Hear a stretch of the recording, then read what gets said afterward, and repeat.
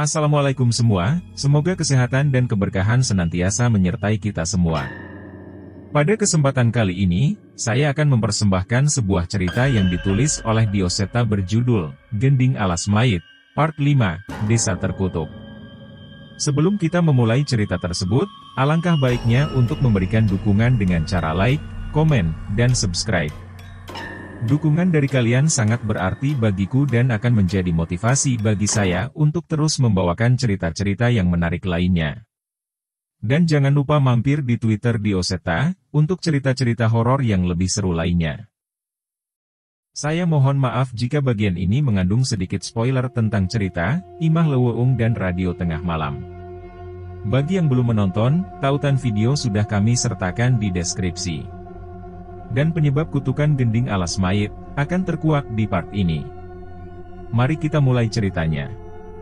Sekumpulan orang datang menghampiri Cahyo dan Pak Lek. Sepertinya, mereka dari kota yang cukup jauh.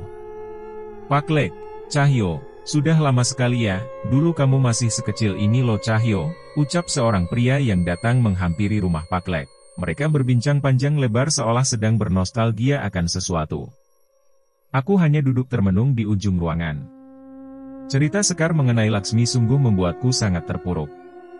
Tidak mungkin seorang Laksmi yang baik dan ramah bisa mati di tangan anak buah seseorang bernama Aswangga itu. Danan, sini lo, tak kenalin sama mas-masku, panggil Cahyo dari ruang tamu.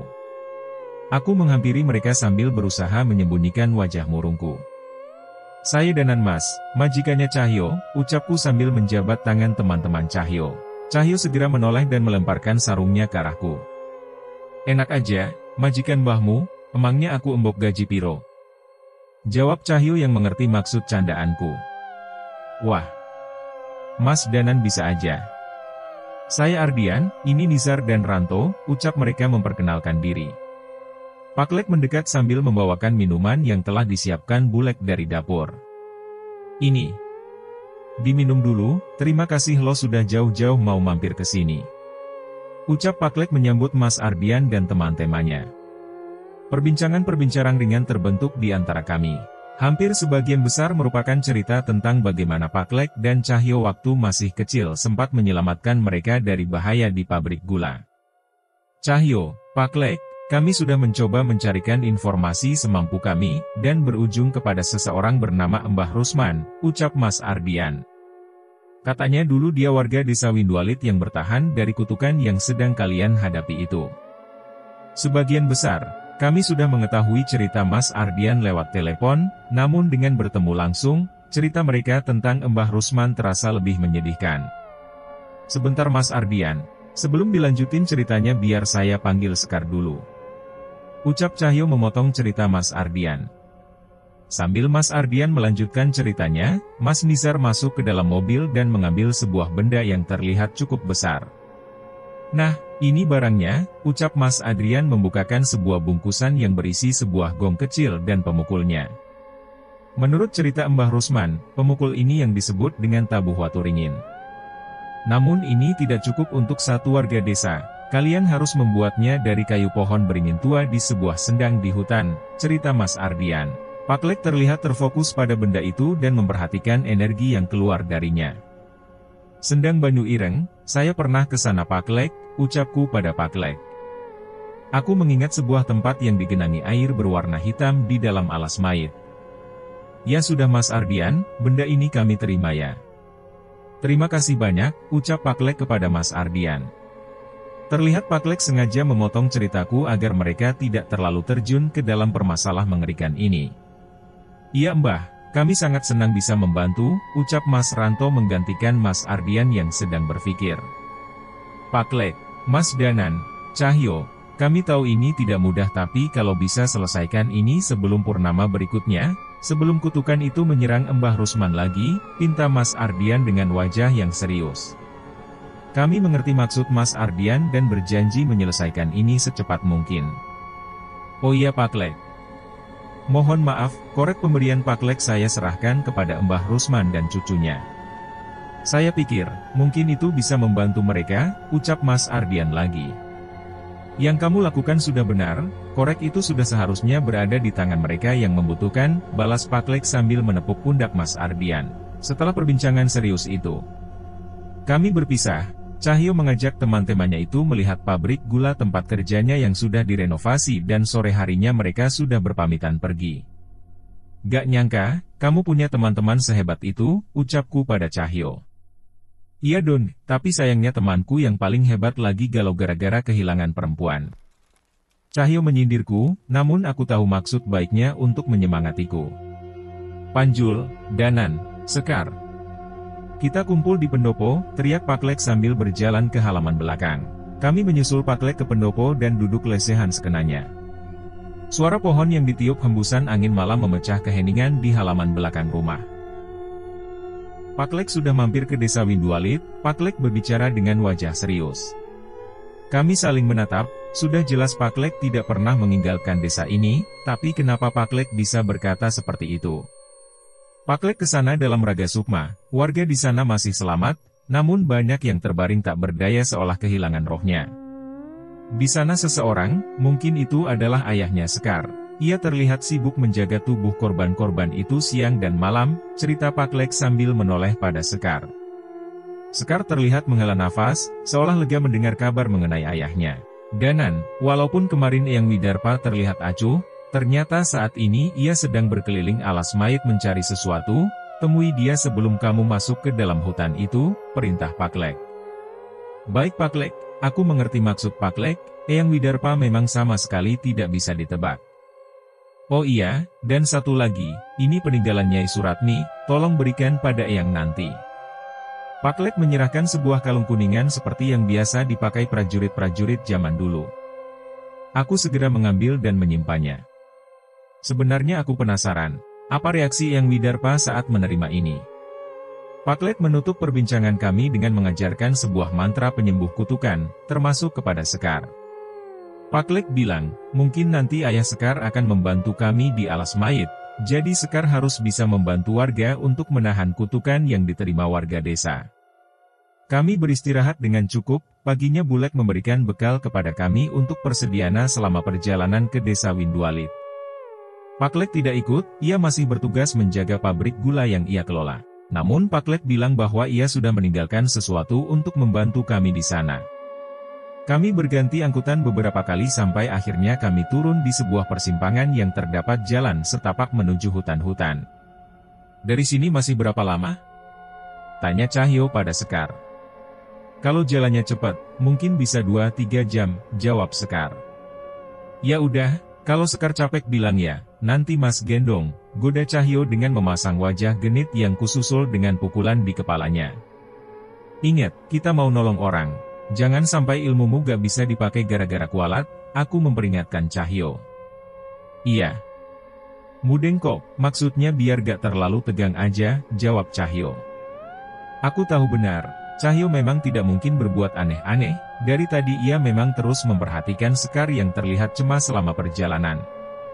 Kami melalui hutan-hutan yang rindang.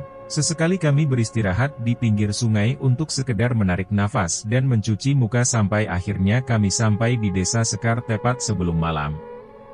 Aku sedikit bernostalgia dengan desa ini. Sudah ada kemajuan saat aku tersesat di sini, listrik masih belum menerangi desa ini.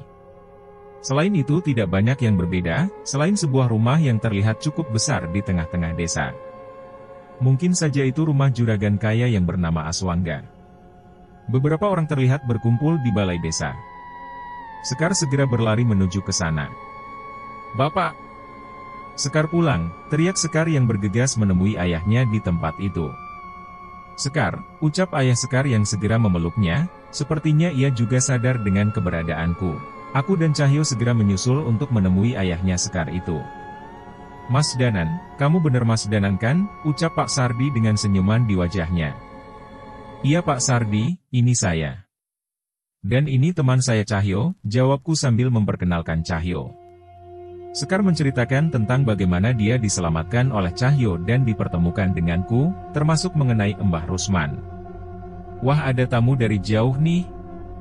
Seorang pria parubaya datang menghampiri kami. Pak Kades.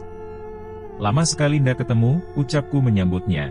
Pak Kades dan Pak Sardi menceritakan panjang lebar mengenai apa yang terjadi di tempat ini dan bagaimana bisa banyak warga terbaring tak berdaya di tempat ini. Mas Danan, Mas Cahyo ayo mampir ke rumah dulu, nanti tidur di rumah saya saja. Ada kamar kosong di sana, ucap Pak Sardi. Waduh gak usah repot-repot Pak, nanti saya tidur di rumah singgah aja. Mau nostalgia, balasku pada Pak Sardi. Pak Sardi, istirahat dulu, warga yang terkena kutukan biar kami yang mengobati, ucap Cahyo kepada Pak Sardi. Ternyata dari tadi Cahyo memperhatikan kondisi Pak Sardi yang sudah terlihat sangat kelelahan, rasa capek kami selama perjalanan sama sekali tidak ada apa-apanya dibanding yang Pak Sardi rasakan. Bener nih, kalian habis perjalanan jauh loh. Pasti capek. Pak Sardi memastikan pada kami. Bener Pak. Sekar, tolong antar Bapak ke rumah ya. Suruh istirahat, biar kami ditemani sama Pak Kades. Perintahku pada Sekar. Sekar mengangguk dan mengerti maksud kami, memang wajah kami terlihat serius setelah memasuki desa ini. Tak ada lagi candaan keluar dari mulut Cahyo. Pak Kades. Saya mohon izin memeriksa warga desa, ucap Cahyo sambil mempersiapkan peralatan dari ranselnya. Monggo Mas, tapi jangan memaksakan diri ya. Jawab Pak Kades yang disusul dengan beberapa makanan ringan dan teh hangat yang diantar oleh warga desa. Kami memeriksa seluruh warga yang terbaring di sini, jelas terlihat. Roh mereka tidak berada pada tubuhnya, namun sebuah kekuatan menjaga agar tidak ada entitas lain yang masuk ke tubuh mereka. Mungkin itu adalah perbuatan Pak Sardi. Kami hanya membacakan mantra pelindung untuk menahan serangan-serangan yang mungkin datang ke tempat ini. Danan, kita harus beresin ini semua, ini keterlaluan, ucap Cahyo padaku. Sabar jangan gegabah, malam ini kita persiapan dulu, malam ini bukan bulan purnama. Seharusnya aman, aku mencoba menahan emosi Cahyo. Setelah selesai memeriksa warga, kami berpamitan ke rumah singgah yang terletak tak jauh dari balai desa. Setelah membereskan semua peralatan, kami melakukan persiapan untuk esok malam. Cahyo. Tak coba cek dulu, Pak Lek ninggalin apa di sini, ucapku pada Cahyo sambil memasang posisi meditasi. Ya sudah sana, aku jagain, balas Cahyo. Aku memisahkan sukmaku dari raga, sebuah aura kelam terlihat mengelilingi hampir seluruh sudut desa ini, dan benar sumbernya dari alas mayit. Aku mencoba berkeliling desa dan mencari tahu lebih dalam mengenai aura kelam ini. Dari perbatasan desa dan alas mayit, terlihat nyala api berwarna putih yang menambah besar secara perlahan. Geni Baraloka, salah satu ilmu terhebat milik Pak D. Dengan api ini, kami bisa menenangkan roh-roh penasaran yang belum tenang tanpa harus bertempur, tapi aku ragu besar api ini akan cukup besar untuk melawan seisi penghuni hutan ini. Belum sempat menemukan petunjuk yang berarti, perlahan terdengar suara mendengung dari dalam hutan. Itu adalah suara gong yang dipukul pelan dan disusul dengan suara gamelan, persis seperti apa yang kudengar saat Sekar kesurupan. Tapi, bukannya malam ini bukan purnama? Layaknya iring-iringan kerajaan, dari dalam hutan muncul kereta kencana bersama dengan sinden yang melakukan tarian-tarian gemulai. Bahaya semakin kurasakan, segera aku menarik sukmaku ke dalam tubuh untuk memberitahu Cahyo dan Pak Sardi. Cahyo, sepertinya kita harus bersiap, suara gamelan muncul dari dalam hutan. Aku memberitahu Cahyo dengan apa yang kulihat. Tapi sekarang bukan bulan purnama? Bantah Cahyo.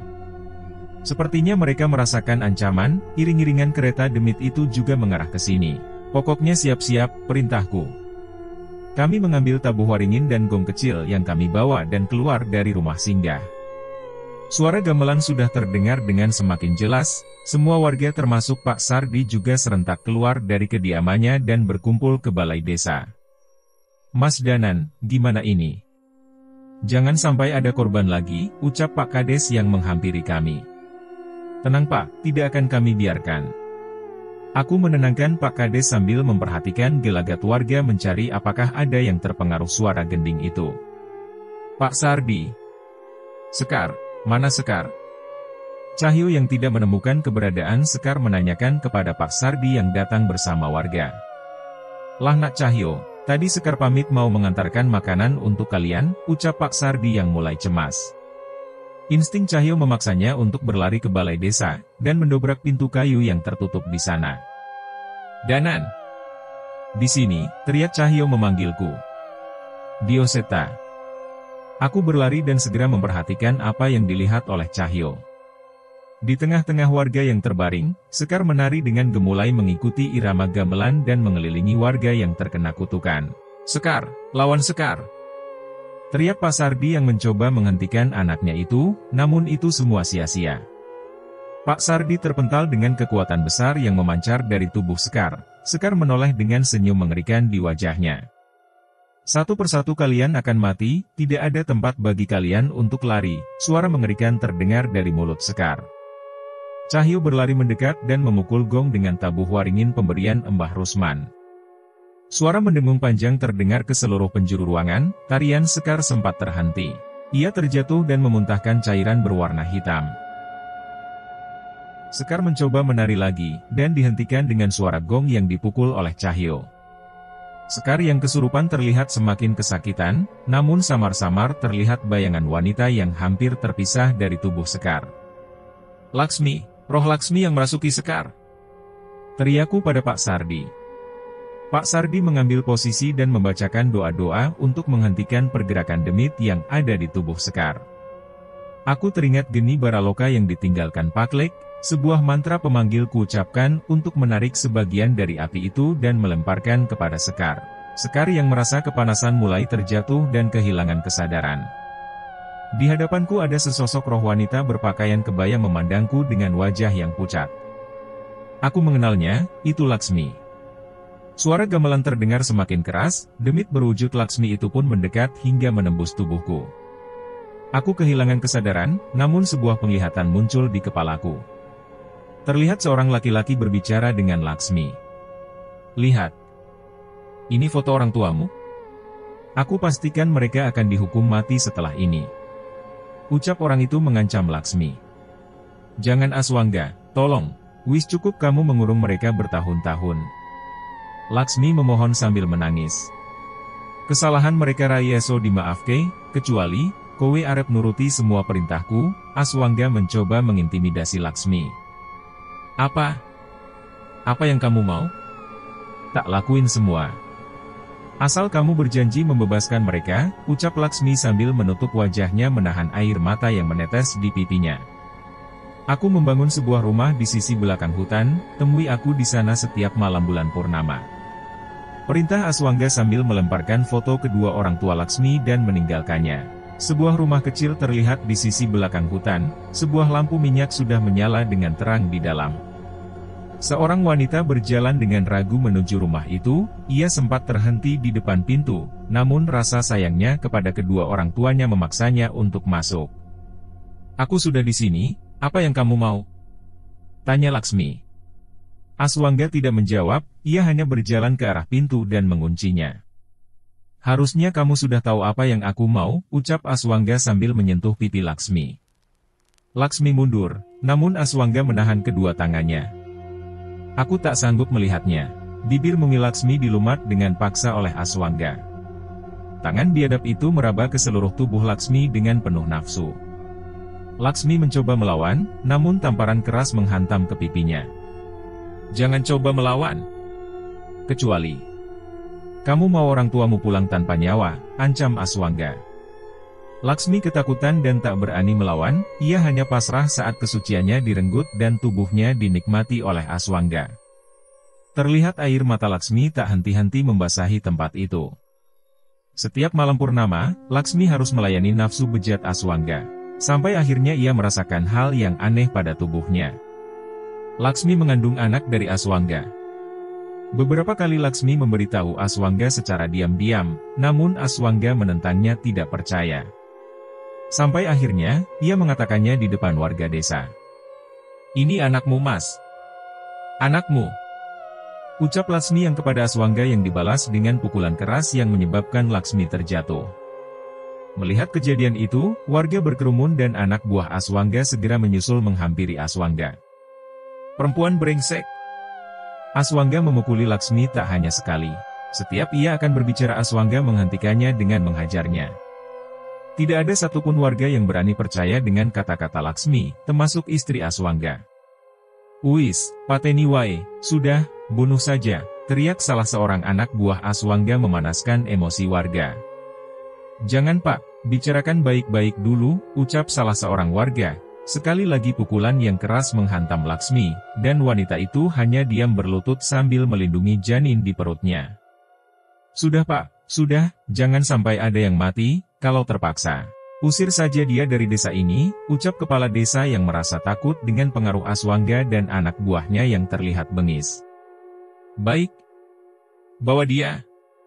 Usir dia dari desa ini," perintah Aswangga kepada anak buahnya. 3 orang bertubuh besar dengan kasar menarik tubuh Laksmi menyeretnya membawanya keluar dari desa. Di tengah perjalanan, salah seorang anak buah Aswangga tergoda dengan tubuh Laksmi yang terlihat dari bajunya yang terkoyak. "Goning alas waipie.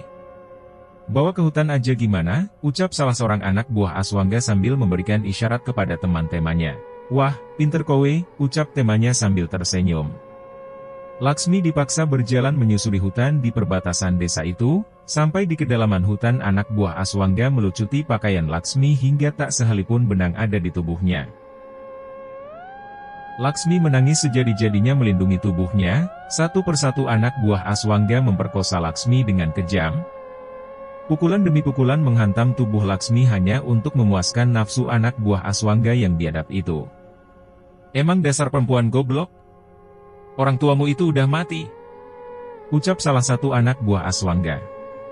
Di tengah tangisannya, Laksmi mencoba melawan. "Gak mungkin, Aswangga sudah janji tidak akan membunuh mereka," teriak Laksmi. "Bukan Aswangga yang membunuh mereka, warga desa kesayanganmu itu yang membuat kedua orang tuamu mati," lanjut anak buah Aswangga sambil tertawa. "Ibumu itu selingkuh dengan kepala desa, dan ayahmu menghamili bocah di bawah umur saat di kota. Ayahmu dihukum rajam oleh warga dan kepala desa, yang akhirnya melarikan diri ke hutan ini yang akhirnya gantung diri. Ibumu tak berani menahan malu. Dia menenggelamkan diri di sungai. Aku tidak percaya akan semua cerita ini." Warga desa Windualit yang begitu ramah ternyata begitu kejam terhadap Laksmi dan kedua orang tuanya. "Aku emosi, jika ini benar. Aku harus membuat perhitungan pada Aswangga, Pak Kades dan warga desa. Brengsek kalian. Bajingan kalian warga desa Windualit. Aku akan membalas semua ini," teriak Laksmi yang dibalas dengan jambakan anak buah Aswangga yang masih ingin melampiaskan nafsunya. "Dendam. Aku dendam. Kalian harus mati," teriak Laksmi dengan wajah yang putus asa. Setelah puas menyiksa dan memperkosa tubuh Laksmi, anak buah Aswangga meninggalkan Laksmi tergeletak begitu saja. Hari semakin malam, tak ada satupun cahaya masuk ke hutan itu. Laksmi tersadar dan menyeret tubuhnya sedikit demi sedikit. Di tengah rasa dendam yang menyelimutinya, ia sampai ke sebuah sendang yang digenangi dengan air yang berwarna hitam. Bau busuk mengelilingi tempat itu. "Mati, warga desa harus mati," bisik Laksmi di setiap langkahnya. Suara gemericik air terdengar, riak air muncul dari genangan air yang berwarna hitam itu. Sebuah kepala dengan sanggul di kepala muncul dari dalam sendang, namun tak ada bola mata di wajah itu. Makhluk itu berdiri dan semakin mendekat ke Laksmi. "Hihihi. Aku Yeso nulungi kowe mateni wong-wong kui, aku bisa nolongin kamu membunuh orang-orang itu," ucap makhluk itu pada Laksmi. Laksmi memandang setan itu. Setelah semua yang ia lalui, wajah seram setan itu sama sekali tidak membuatnya takut. "Tak wenehi opo wae. Sing penting warga desa mati. Saya kasih apa saja. Yang penting warga desa mati," ucap Laksmi kepada makhluk itu. Suara gong berbunyi, penglihatanku menjadi kabur. Mataku kembali melihat orang-orang di balai desa, aku masih terbawa emosi. Selain itu roh Laksmi masih berdiri di depanku, dan wajahnya tidak lebih dari sejengkal dari wajahku. "Kamu sudah tahu semuanya Danan, kamu masih mau membantu warga desa yang biadab itu," ucap demit itu kepadaku. Wajahku merah padam, terlihat di pintu ruangan Pak Kades berdiri dengan seseorang yang dijaga oleh beberapa anak buahnya. "Itu pasti Aswangga." Aku merapalkan ajian lebur saketi pada tanganku dan bersiap menyerang mereka. "Balaskan dendamku Danan. Balaskan rasa sakitku. Dan jadilah pangeranku di alas Maid. Ucap Roh Laksmi diikuti dengan tawanya yang mengerikan, bersambung. Tunggu kelanjutan ceritanya di bagian berikutnya, yang akan segera Mimin unggah dalam waktu dekat. Untuk video part sebelumnya, sudah Mimin taruh di dalam deskripsi. Serta ada juga cerita lainnya, yang tidak kalah bagusnya. Jangan lupa untuk like dan bagikan cerita ini kepada teman-teman dan saudara kalian, supaya channel ini terus berkembang.